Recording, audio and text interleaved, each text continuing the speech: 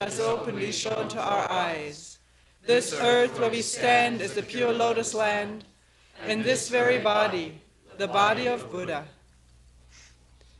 This is the second day of this January 1982 7-day sesshin. And we will continue reading from the book Swampland Flowers, the letters and lectures of Zen Master Ta Hui, translated by Christopher Cleary. And we were reading from the last selection called A Talk to the Assembly.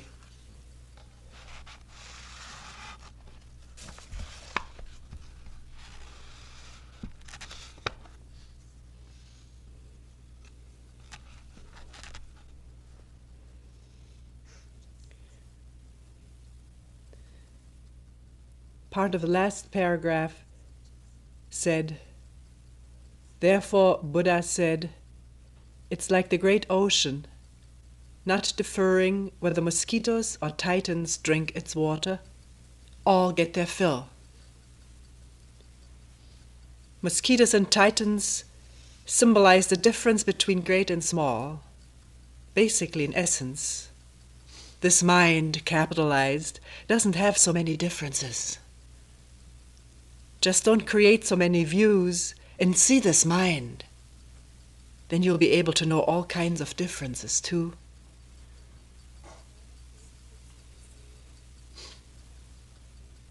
Ta Hui continues, "The former sages didn't even hold to this mind as real." Both this and mind he's capitalizing here. The former sages didn't even hold to this mind as real. Outside of mind, with a small m, what else is there real that can obstruct you?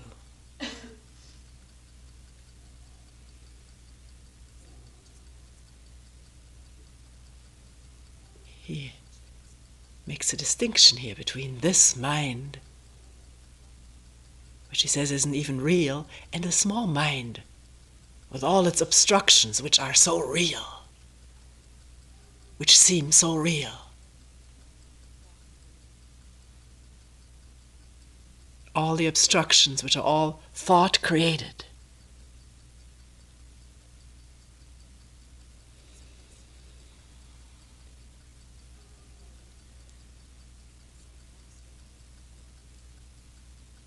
Outside of this small mind, what else is there real that can obstruct you?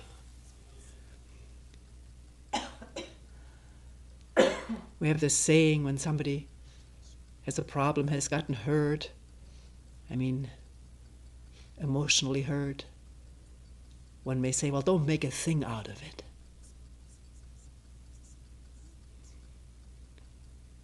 This making a thing out of something is to start verbalizing it to oneself. And then one may say, the very idea of that makes me mad. The very thought of it angers me. One has made a thing out of something.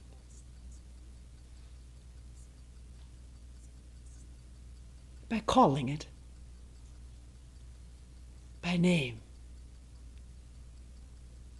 which is already finds a response, a resonance in the memory. The name itself coming out of memory.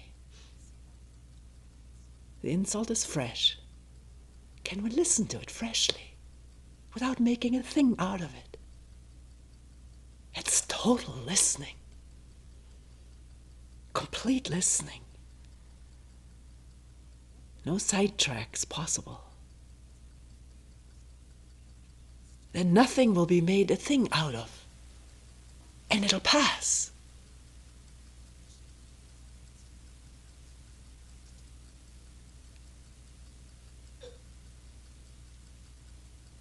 And there hasn't been an obstruction.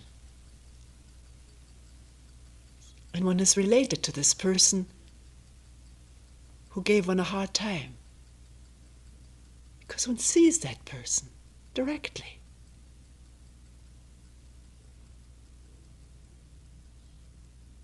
Not through one's reaction to what he or she has said. The image It immediately is created. She's this way, he's that way, and then one reacts to that image. There's no relationship with this person as a human being, irritable as all of us are.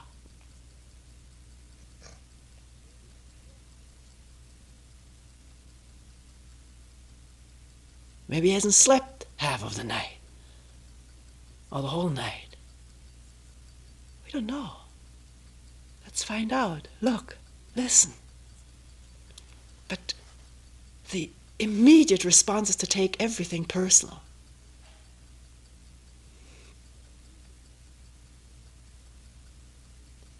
Identifying with images of ourselves, how we should be treated, who we are, where we don't even know who we are, beyond these images. What do we? Do we have a glimpse every once in a while?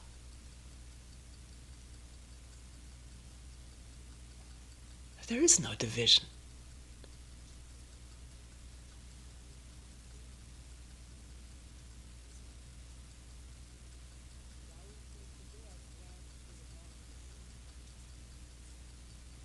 Ta Hui says, today I've dragged through the mud and water. Again, it's for lack of alternative.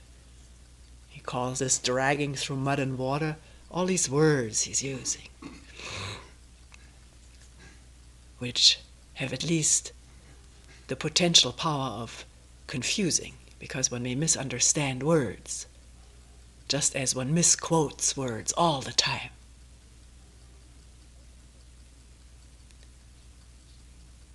I don't think anybody ever quotes anybody correctly.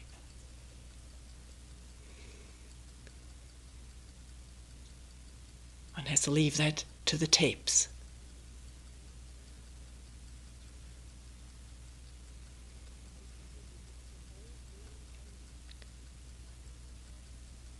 Ta Hui continues, it's from old lady kindness, admonishing a beloved child, soothing a favorite son, that I've drawn out so many ramifications. Buddha once said, all the words I've spoken are nothing but leaves pretending to a child that they were gold.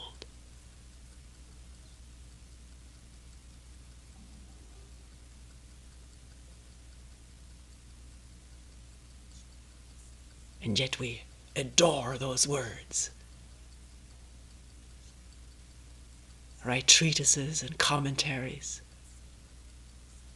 Study them. And so forth. And fill up this mind which is already so overloaded.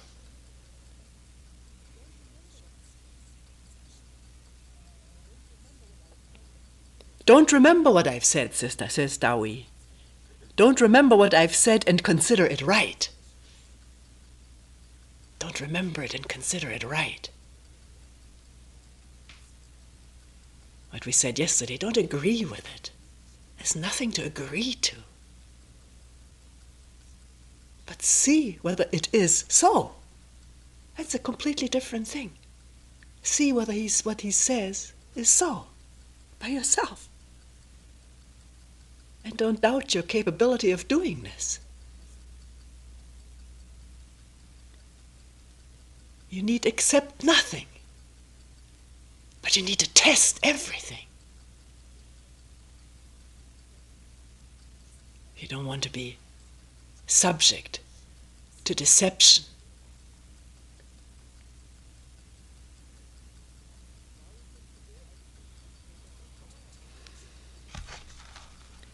Ta Hui says, today I speak this way, but then tomorrow I'll speak otherwise. In other words, don't nail me down. Don't nail down my words. Today I use these words. Tomorrow I'll use different words. So you'll have to keep working with me. Not just relying on your memory, which is always much simpler. It's so much simpler than looking directly and sidestepping this powerful memory.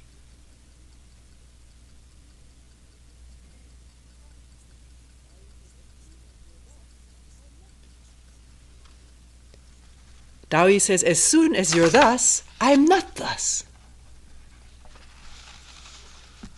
As soon as you've come up to the teacher, have managed to speak like the teacher doesn't speak like that anymore.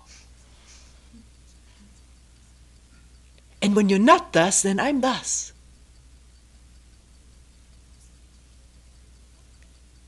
Where will you find security in this?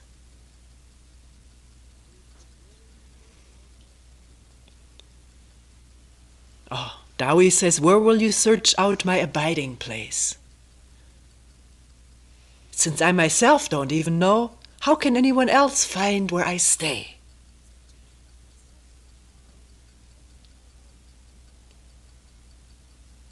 Which is really the right kind of teaching for the teacher himself or herself, not to rest in any fixed concepts and words. It's much simpler. But to find new ones, at least every once in a while.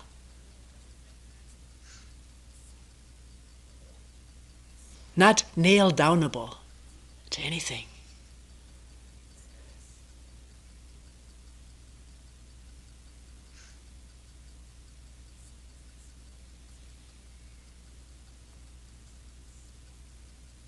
And yet always knowing what one is talking about directly, not from memory, but directly.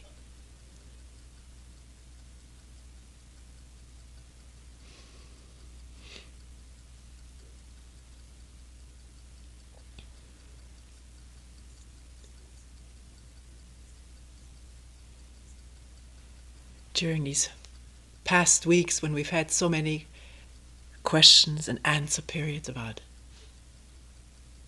Buddhism or non-Buddhism or no Buddhism, people kept saying, you've just stepped out of a box into another box. Out of the box of Buddhism into the box of no Buddhism. That's just another container, there's another box.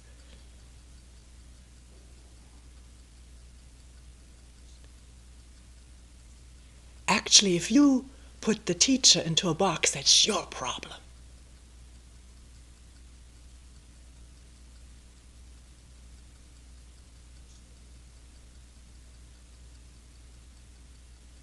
If the teacher is in no box, how can she convey it?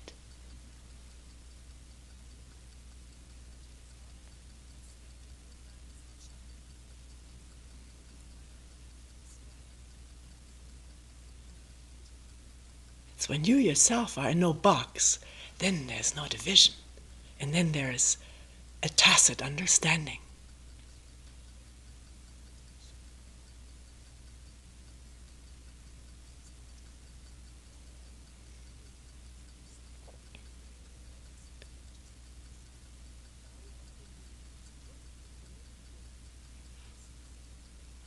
Ta Hui continues, this is the living gate. This is the living gate. What is the living gate? You want to know already? This is the living gate. This instant. You can enter only when you've put to death your fabricated reality. These are Ta Hui's words. You can enter only when you've put to death your fabricated reality.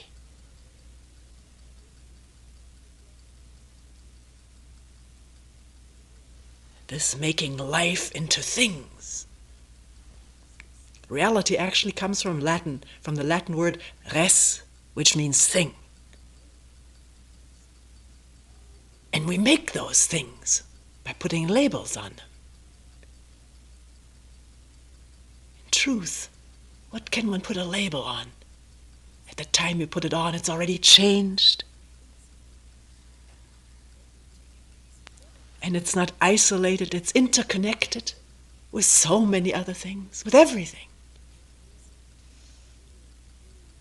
And yet we live in this world of ideas and words and concepts, because they seem to make this world a safe place to be, which of course is the super illusion in which we live.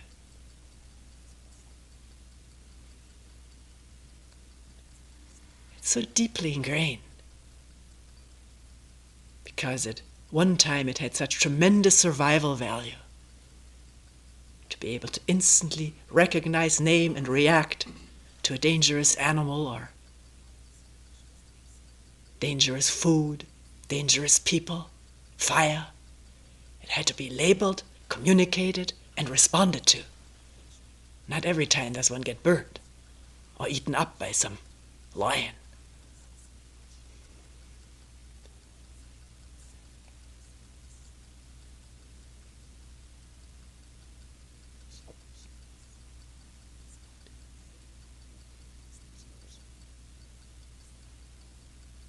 Today we're caught in this.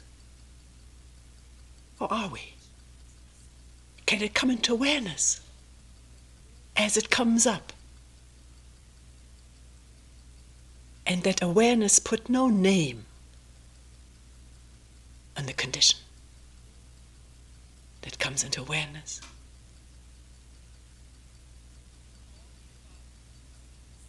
And that there's freedom.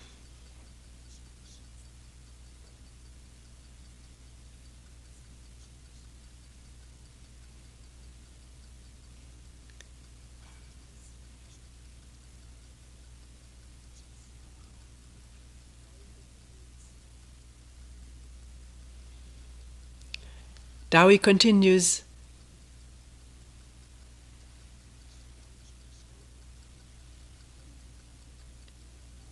you can enter only when you've put to death your fabricated reality.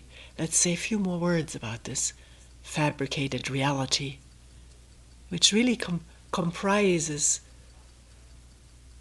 includes all our dreams, all our hopes, our goals, mind-made goals, which come out of all what we've read, heard, been told.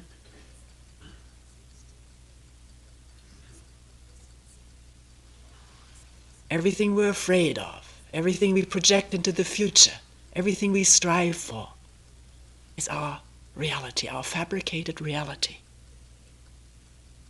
Can it be put to death? Who's putting it to death?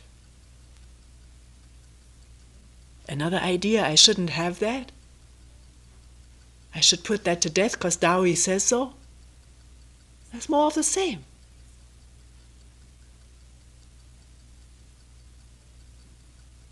Has to come into awareness.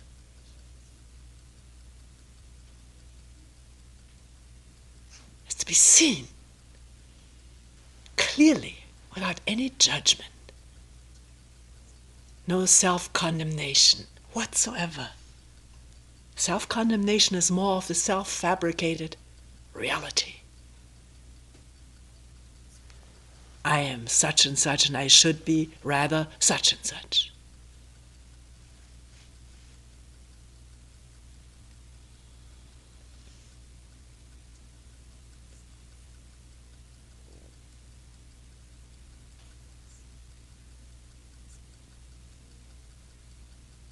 This whole network of ideals and standards and goals.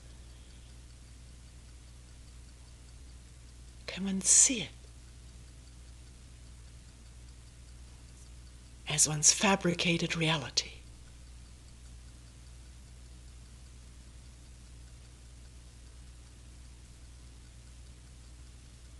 Not be caught up in it, unconsciously, blindly.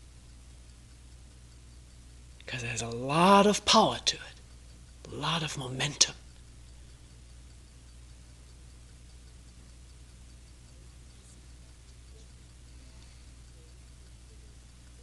Ta Hui continues, yet students these days consider a bit of zeal, paying homage to the Buddha, upholding the scriptures, and disciplining themselves in body, mouth, and mind as their sustenance, hoping to find realization.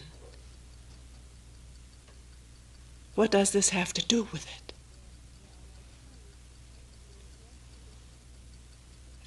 They are like fools intent on going west to get something in the east.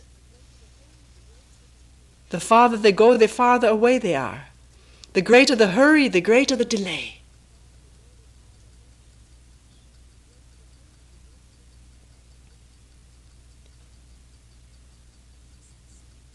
We've been conditioned under great pressure since we've been little. Get going, get busy. Get dressed, Mom and Dad have to leave.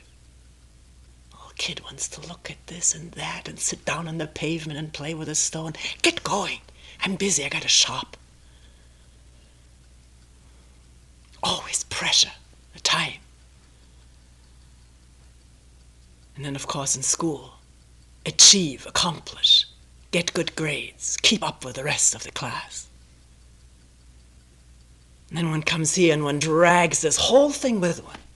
So many people talk about this in the docs online, how this nags, having to go in there to see the teacher. Maybe someday we should make a completely different docs on them. Let's get rid of that screen with a gold. But that won't do it either. Maybe there should be, the teacher should come to each student, maybe. Something.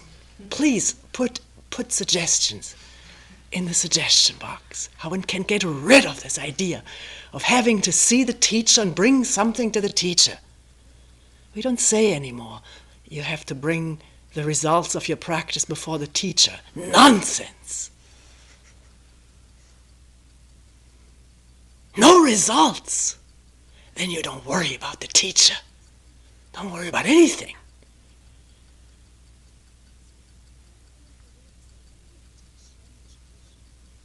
This conditioning, can it come into awareness as you sit there trembling in the dark sunlight, the heart pounding, sweat under the armpits, the heart pounding, the viscera churning, and you can't even go to the bathroom because the guidelines say you have to wait till kini.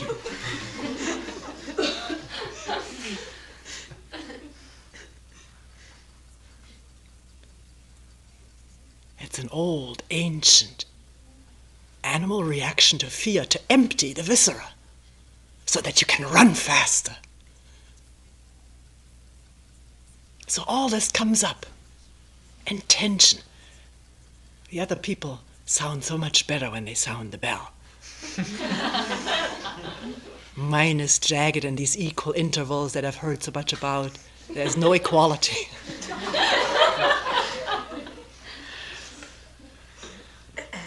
I want to show something to this. The teacher doesn't, most of the time, even listen to the bell. It's too far away.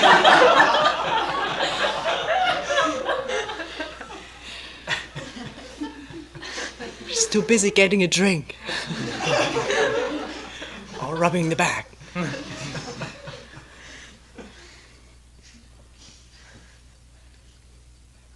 But it does come up, doesn't it? Even though you don't want it to come up, it's there. So can you just sound that Doksan bell, full of tension, full of anxiety, jagged, with unequal intervals, one loud, one quiet.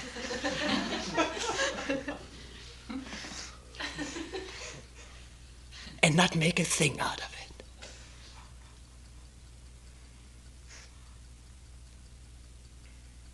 To be with that. Because it's you. That instant, it's all of you is that. Then it will not obstruct you. It may not feel very comfortable. It doesn't anyways. But it's there, isn't it?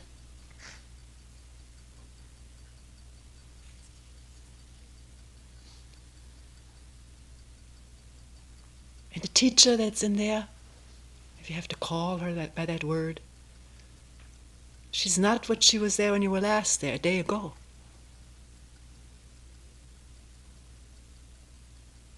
So all the memories you bring are for naught. They're memories, but they're not who's sitting there. And you yourself aren't who came in a day ago, even though your image may not have changed.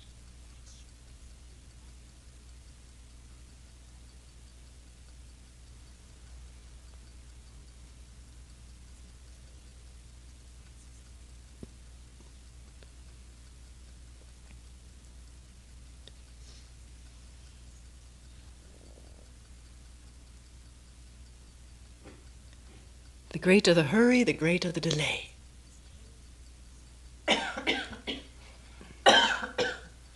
Hurry is conditioning. To react against and to extra go slow is the same thing. No time. Just moo a hoo. And that where's their time?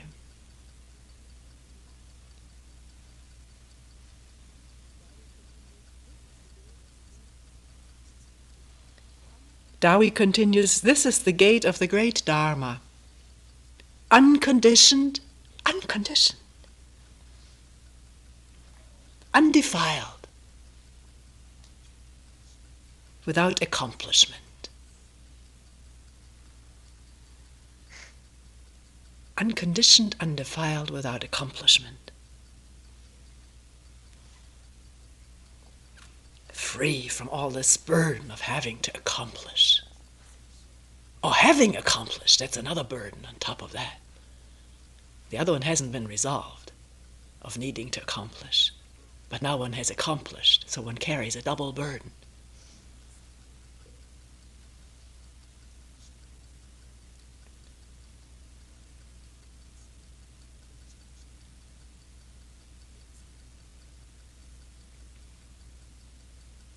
Can one do anything for its own sake? Just for its own sake? Be whichever way one is, just for the sake of being that way, with no purpose, no goal, no results. So the energy gathers. The energy which is usually wasted on this need to accomplish, and the fear of not accomplishing, which is an even greater waste. And such a pain, and so many stupid things come out of it. Comparisons and unable to relate to other people, feeling so inferior or feeling so superior.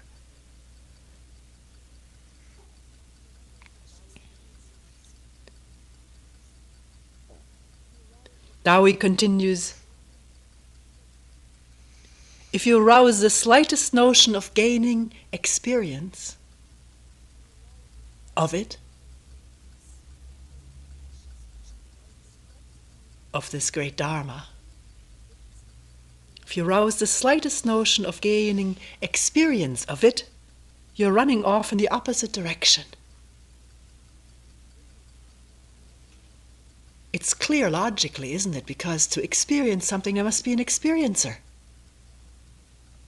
And that's duality, that's split, that's separation and division.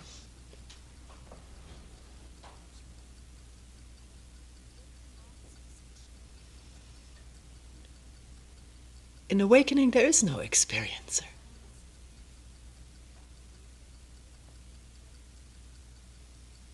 That's why the Buddha said, I gained nothing from complete enlightenment. That's why I call it complete enlightenment, because I gained nothing.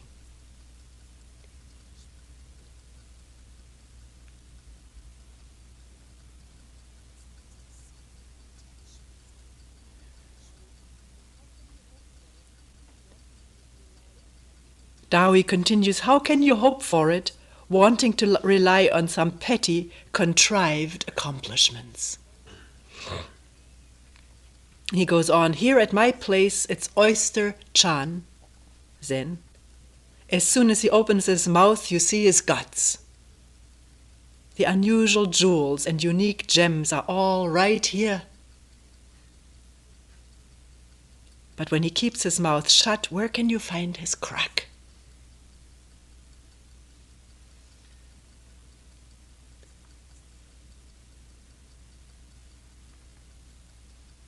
No tracks, no cracks, no traces. There's this beautiful line in the Dhammapada which says, "Trackless Buddha of infinite range, by what way will you teach?" Trackless Buddha of infinite range, by what way will you teach?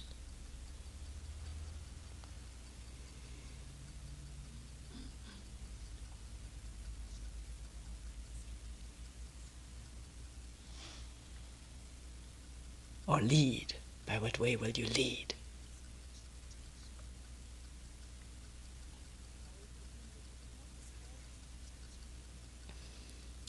Now he continues, it's not a forced action. It's not a forced action. The Dharma is fundamentally like this.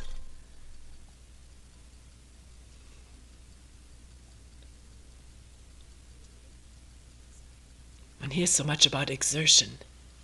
There's a difference between making an effort, a motivated effort, and energy. The effort, a goal-directed effort, where one has a goal in mind, what one wants, or what one doesn't want, or whether it's just the gathering of energies, withstanding the momentum of one's conditioning, by allowing oneself to look at it, to become aware of it, without condemning it. It's a tremendous energy.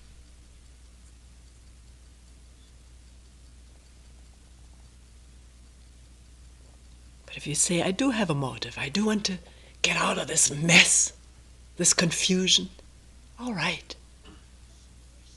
You always start where you start, where you are, exactly there you start. Hu or mu, or the breathing,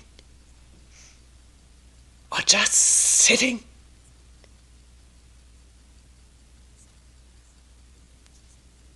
What is this sitting when there is no sitter? Or does all the sitting revolve around the sitter?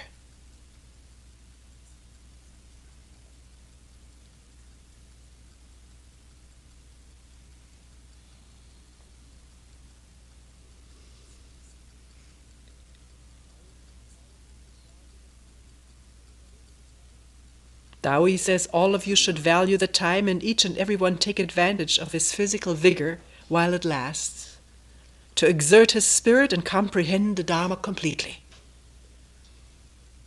See, the words are misleading. First he says it's not a forced action, and he says everyone exert their spirit. It is and it isn't.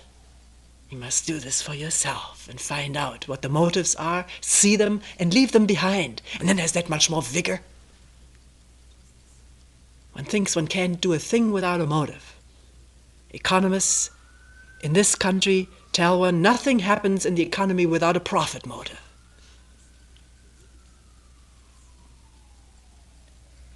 And it's believed in.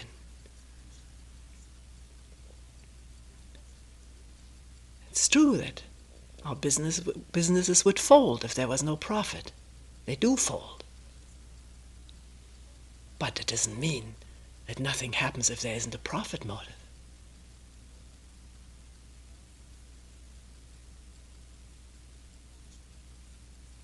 Can one do something for its own sake? Build a table, or raise a garden? Take a walk not just because it's healthy, for no reason other than walking and looking and listening and feeling.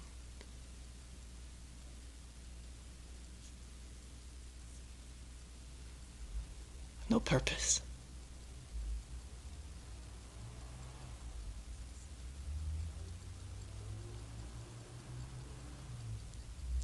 Ta Hui continues, don't take a liking to other people's marvels. The marvelous misleads people. It's a very frequent warning. Don't take a liking to other people's marvels. We do love to be fascinated by other people's marvels or talents.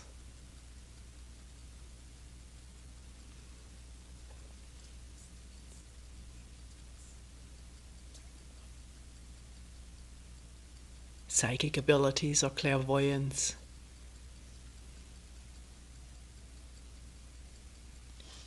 Reading thoughts, reading into the future. It's all this fabricated reality, the realm of the fabricated reality. It's all in that realm. It doesn't go beyond it.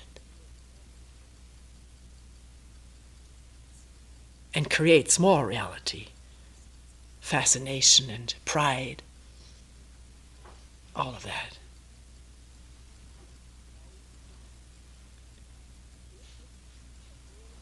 Ta Hui continues, the afflictions of worldly ignorance are all limited. The afflictions of worldly ignorance are all limited.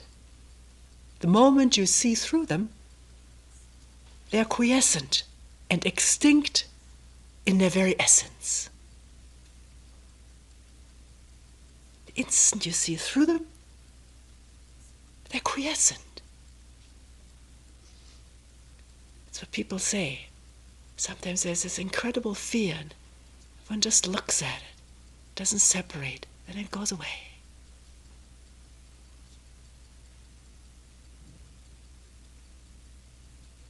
Or does it?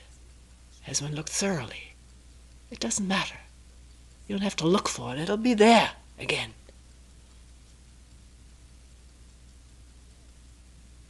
Only matters how one looks through. Without a label. Who or moo. No division, no holding at bay.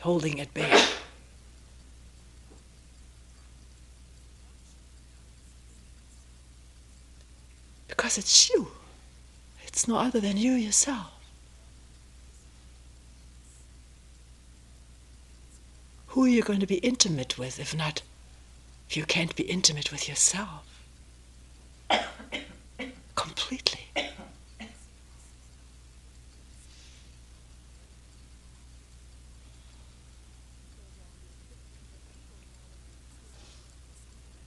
He goes on, the afflictions of evil knowledge and evil views are limitless. First, the afflictions of worldly ignorance are limited. The moment you see through them, they are quiescent and extinct in their very essence. The afflictions of evil knowledge and evil views, of attachment to the dust of the Dharma, are limitless.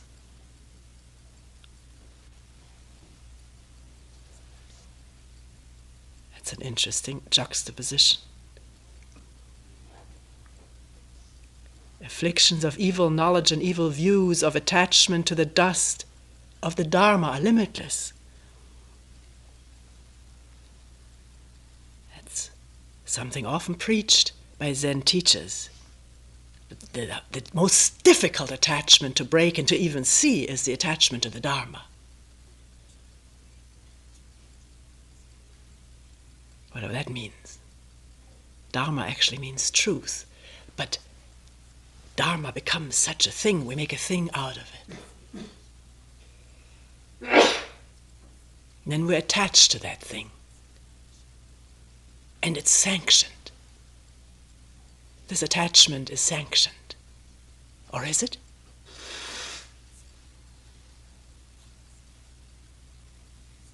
We don't have to look at that, because that's all right. Who says that?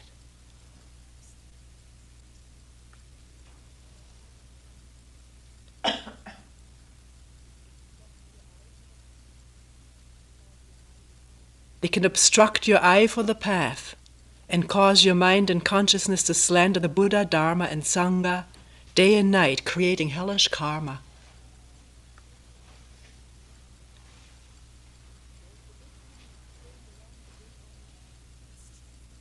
Though it's a good thing it's turned around to bring on a bad result. Only great men of power possessed of wisdom can see through the Dharma and not be afflicted by it.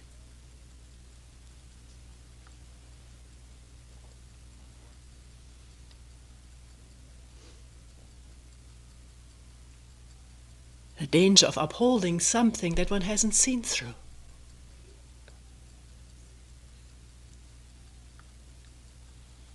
That one has made a thing out of, conceptually. Buddha means awake. When he was asked, "Who are you? Are you a god? No. Are you a supernatural being? No. No. What are you?" He says, "I'm awake."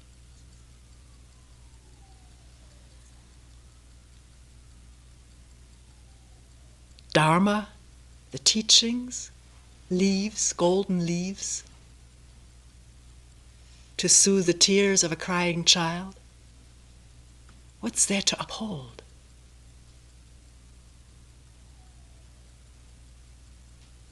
If tears don't distort the eyes any longer. And Sangha? Is that a limited body of human beings?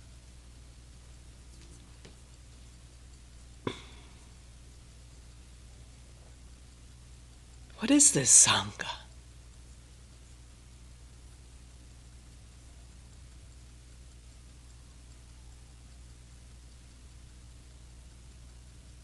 Is it separate from others? Because of a common something or other? Can that be Sangha?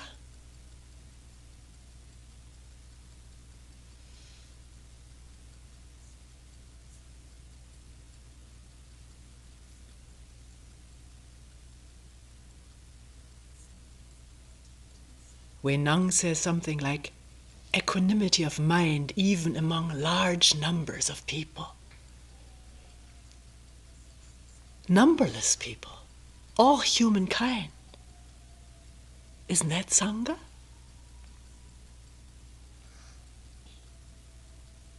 Can it be anything less than that? If it is, then one shivers and shakes, it may break up.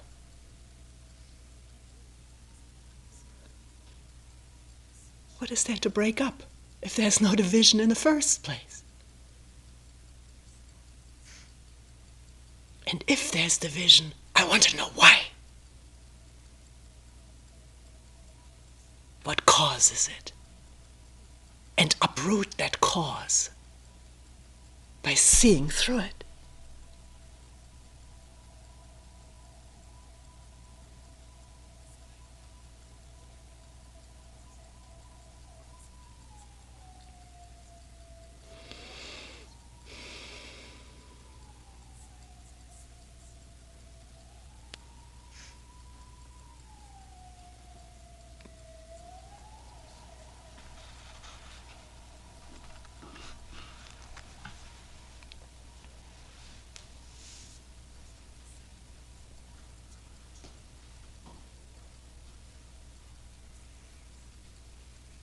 Later on, Ta Hui says,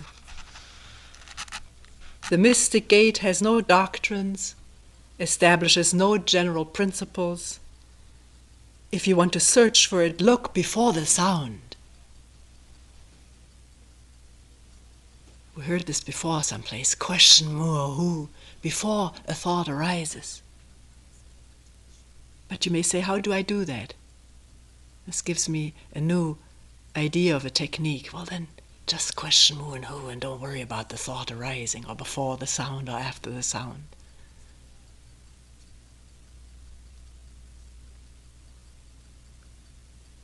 If you understand it right here now or at some time it becomes clear, then that's that. But don't make a technique out of anything. You have to find your own way of questioning, which may be different at different times.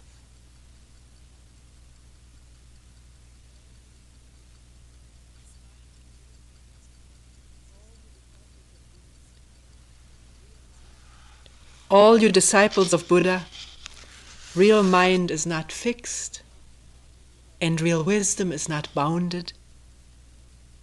Even if I let these two lips go on talking from now till the end of time without a break, you still can't depend on another person's power. This is a matter in which each and every person is fully sufficient in his own right. It can neither be augmented nor diminished, the least little bit. Buddhas and patriarchs attain it, and it's called the Dharma gate of great liberation. Sentient beings lose it, and it's called the affliction of sensory troubles. Though attained, still it's never attained. Though lost, still it's never lost. Gain and loss pertain to the people, not to the Dharma.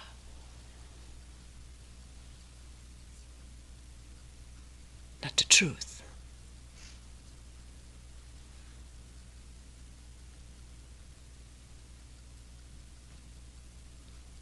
Is one propelled by the desire for gain and the fear of loss? Then see that. And that energy will go into the mu or the hu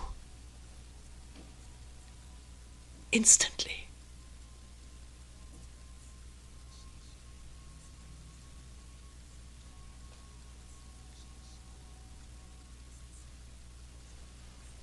We will end here for today.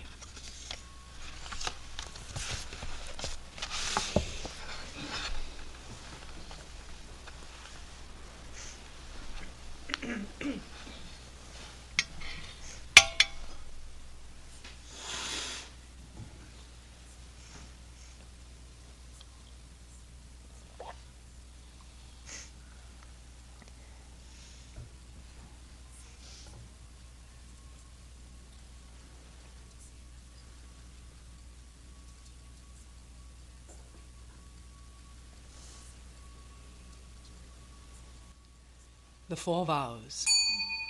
All beings without number, I vow to liberate endless blind passions. I vow to uproot Dharma gates beyond measure. I vow